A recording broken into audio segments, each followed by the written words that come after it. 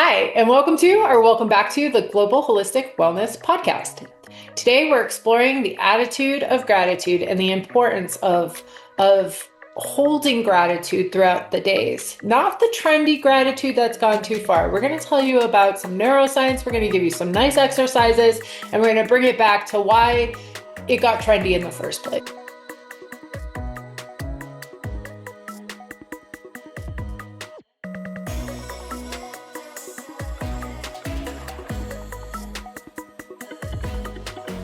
Okay, so today we're talking about this concept of gratitude, and for a while, a couple of years ago, it was crazy. It was everywhere, right? Like bumper stickers and pillows were like gratitude, attitude of gratitude, be thankful. And there's some reason to that, right? There's always when we hit those trends, as I always say, cliches become cliches for a reason. So let's not throw the baby out with the bathwater. There's a lot to talk about today.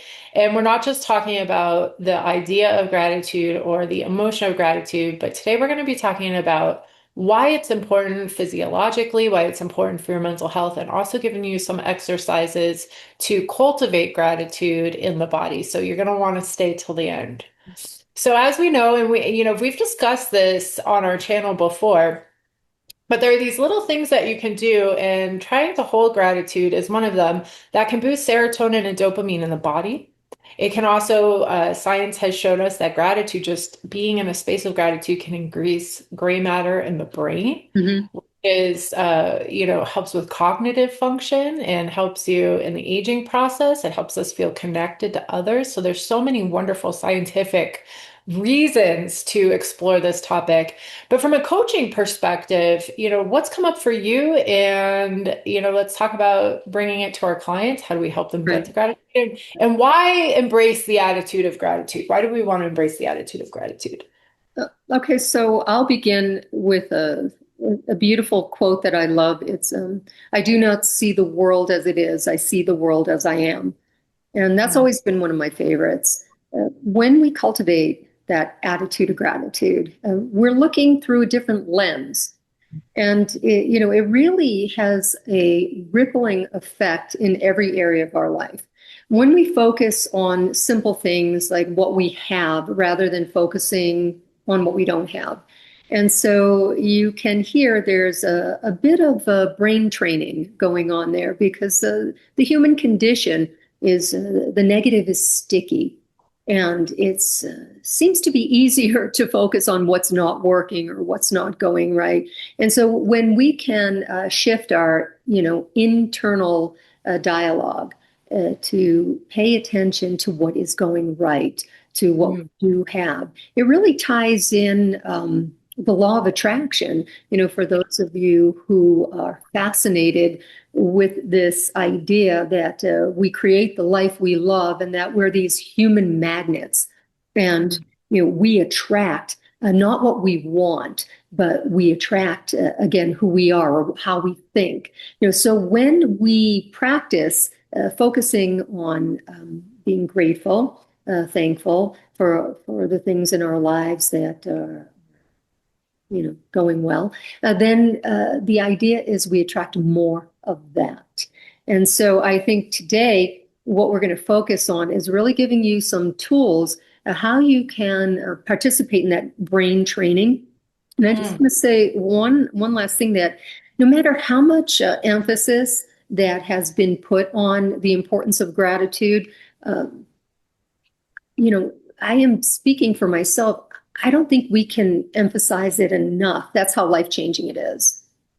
I agree with that. And as a clinical mental health therapist too, I have a first row seat to how important it is that we are aware of our own perspectives and the own way we funnel the day. All the information we're collecting and our belief systems. If we believe there's a lot to be grateful for, if we believe that we're fortunate and we feel that in our body, then I love what you're saying and connecting to that, to the law of attraction, because it does make sense. It's like if we believe it on a cellular level, then we are almost shifting our own reality. If we believe that we have a lot to be grateful for, we will continue to have things to be grateful for. So I love looking at it from that angle. I get a lot of questions about, okay, well, how do you know when you feel grateful in the body, or what does that feel like? We can't take for granted, and some of our listeners may be listening going, okay, well, I think I cognitively understand how to appreciate things in my life and how to say I'm grateful for that thing, but I don't know how to articulate how it might feel in my body. So one of the exercises that I really like using with my clients and in our group therapy sessions is to just write a letter of gratitude, thanking somebody, past or present, for some impact they've had on your life. Because the process of writing the letter allows your body to be in a space of gratitude before you can even somatically kind of get there. And what research has shown us, because we've studied this gratitude letter exercise, and what research has shown us, and you can look this up for our listeners out there because there's a lot of really great studies on this, is that writing the gratitude letter will boost your overall happiness and contentment for months after you write it. That's And amazing. isn't that amazing? And Yeah. you don't even have to mail it. You don't even have to give it to the other person. I mean, I think you should if they're alive. Like, I think that's a great thing to do. But that was the interesting part. It boosted people's happiness and contentment levels in the studies for months, whether or not they mailed it or gave it to someone else. So just being in the space. And that's the other cool thing about this exercise too, is that it doesn't have to be something you're grateful for now. It could be something that happened in fifth grade, writing a thank you letter to Right. a teacher who really impacted you in fifth grade. And that the body will start to generate this feeling of kind of giddiness and joy around that. And so when you're trying to connect with the feeling after you write the letter, just close your eyes and really, search the body, almost scan the body for what's coming up for you. What parts of the body are lighting up? What parts of the body are tingling? What parts of the body are feeling warm and fuzzy? And that's how you're going to start to build the feelings of gratitude within the body. A lot of times we're having these feelings, we just don't notice that they're there. So that's one exercise I love using. That is so beautiful. You seriously, as you were speaking, I was even getting a little teary-eyed. What a beautiful exercise. I am loving that. Okay, so I'll share a couple of exercises that are helpful, and I'll start with the one that I do every single morning. I wake up and I go through what I call my grateful prayer, and I just go over, the things that I want to say thank you, just thank you, and large things, small things. And listen, sometimes we go through periods in life finding that attitude of gratitude or finding that thank you isn't as easy, even if our life is filled with blessings. Sometimes we get pulled in that negative direction and it's not so easy. So then I will turn to some help. And, there's all sorts of thankful affirmations that you can pull up on our channel. We have on our global channel. Also on YouTube, there's so many wonderful coaches, teachers that put out thank you affirmations. So sometimes if you need a little help, that's a great way to start the day. And then I'd like to share another exercise that I think is wonderful. You can bring in the family if you have children. This is a wonderful exercise for the family to do. And it's called the gratitude jar. And seriously, you just get like a big, glass jar. And whether it's you by yourself or whether you have family members, but every morning, or it could be every night, before you go to bed, either way, you write on that little post-it something that you are grateful for. And you just fold it up and you put it in the jar. Well, you do this until the jar is full. Maybe it's a year, maybe a year goes by. But as soon as the jar is full, now you no longer are writing down and adding. Now you start putting your hand in the jar, fish down, pick one out, and that will be your focus of gratitude for that day. And it's just a wonderful exercise to do and to keep ourselves focused in moving energy in that direction, in that positive direction. I love the jar. And what a great exercise to bring kids in if you have Right? kids at Right? home. Yeah. Yeah. Children into this exercise. And it's just another way to have a more tactile, creative experience with instead of journaling. Most people will say, write three things down you're grateful for a day. I love the idea of putting it in a jar because then when Fun. go back to it. Maybe it's colorful, maybe it becomes decor. And now I'm thinking, even when you walk by the jar, if the jar's in a prominent place in the home, it's reminding you of all the things you're grateful for just by seeing the jar. So I love that Exactly. suggestion. Basically what we're giving you guys is, just a few exercises to start practicing with to start generating these feelings of gratitude. And then, how this works over time when you practice more, because again, you get good at what you practice, right? Your brain will start to automatically shift. You'll start to look for things you're grateful for throughout the day. Maybe, to come home and put it in the journal or put it in the gratitude jar. And so your brain will start looking for things that you're grateful for throughout the day, which is going to shift your physiology over time, which is so crazy, right? The other thing is that there's that in one of the studies that they did, and I think this one came out of UC Davis. There's a researcher at UC Davis, and his name is escaping me right now, but he's kind of leading the way in gratitude research right now. But one of the things they have found is that people who practice gratitude daily had less visits to the doctor's office too. Yes. Isn't that Yes. interesting? Great So it's point. it's Yeah. all holistically connected, right? So, we get a lot of questions about, well, what if you're just having a bad day? Or what if, something really bad happened? Do I have to go to what I'm grateful for about the experience right away? And 100% we would say no to that. We're not talking about, po toxic positivity or toxic gratitude, right? Yeah. And that's been a buzz actual phrase now is toxic gratitude because we in our culture, there's been this movement to kind of get to the grateful part before processing.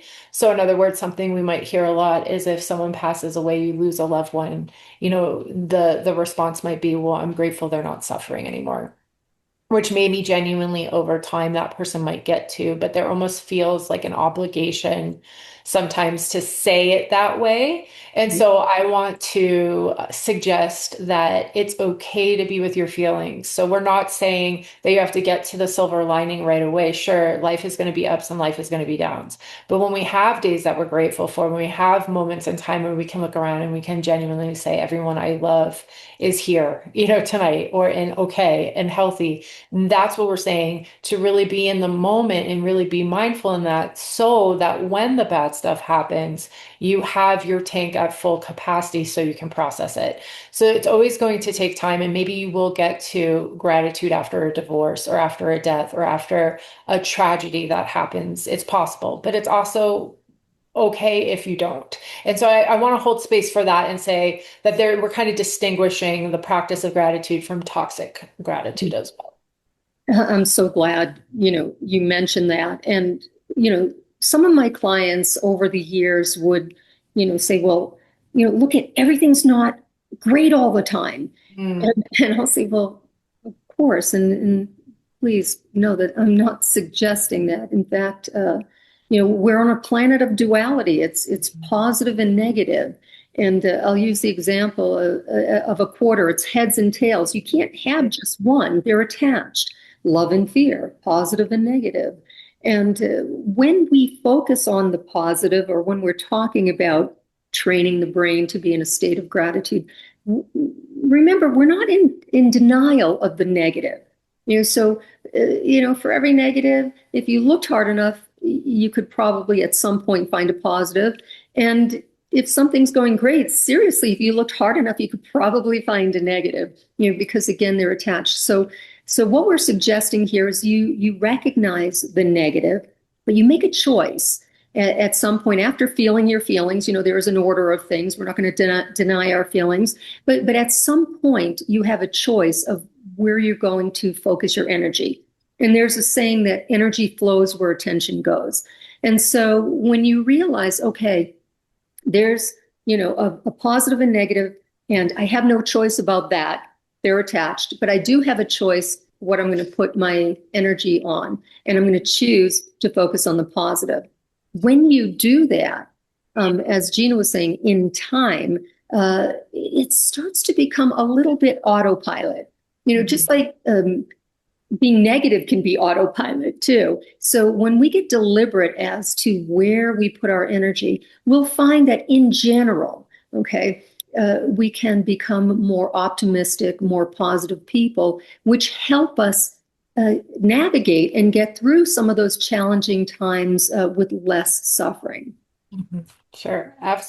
Absolutely. So we've given you guys a couple of exercises to start practicing gratitude and hopefully a couple of reasons why you should start practicing gratitude.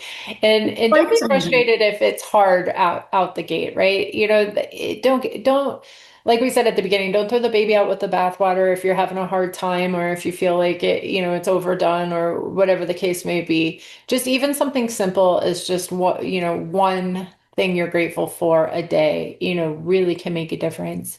And Deal then if changer. you're interested in learning more about gratitude and its impact on your body and mind, we offer a variety of different online courses that you can check out by visiting our website, globalholisticwellness.com. We have some really great inspirational courses. If you're interested in becoming a life coach, we offer a life coach certification.